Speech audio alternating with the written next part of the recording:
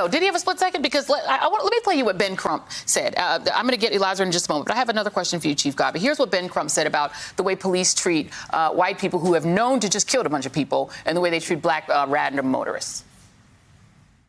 The Parkland High School killer, they followed him. They took him alive. The white man who just killed the people in the Asian spot in Atlanta, they took him alive. But yet, when you have a black person, Stephante, who ain't killed nobody, they shoot first and ask questions later.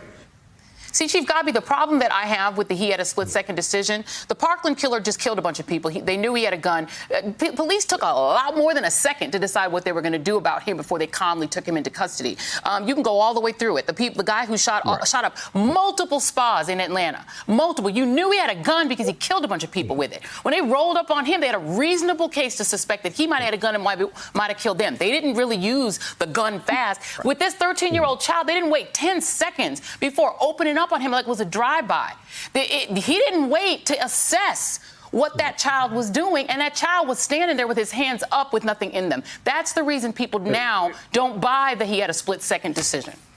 No, and Joy, fundamentally, I agree with you. I've made the same arguments very publicly. I've become a pariah somewhat in the police community.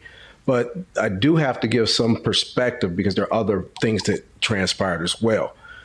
Different than Chauvin, who was just very aloof to the condition or didn't even give a damn about George Floyd's condition.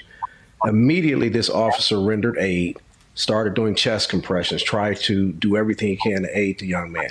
Not excusing it all, and you make an excellent point, and I do agree with Attorney Crump.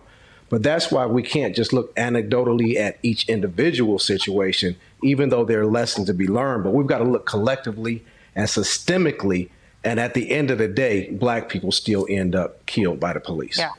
Eliezer, I want to throw it over to you because I need to get some other perspective besides my own angry mom perspective. But please tell me, you know, where do you sit here in watching these death after death after death, children, women in their bed? It's a lot for me, but I know for you, you're much closer to it as an activist.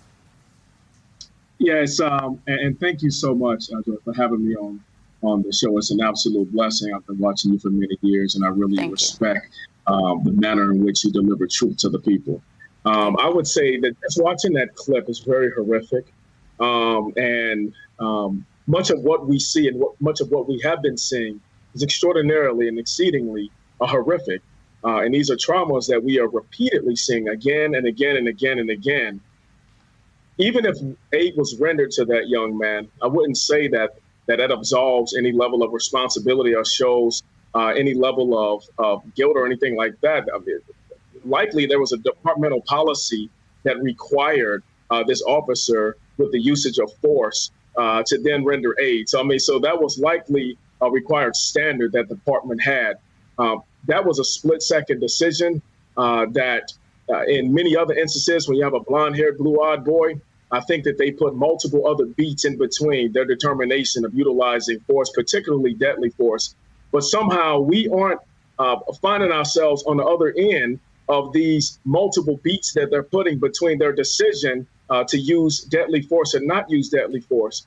And it's extremely frustrating to keep hearing the same drumbeat of their alleged need and their alleged fear to use force based off of an alleged need to kill some type of a threat.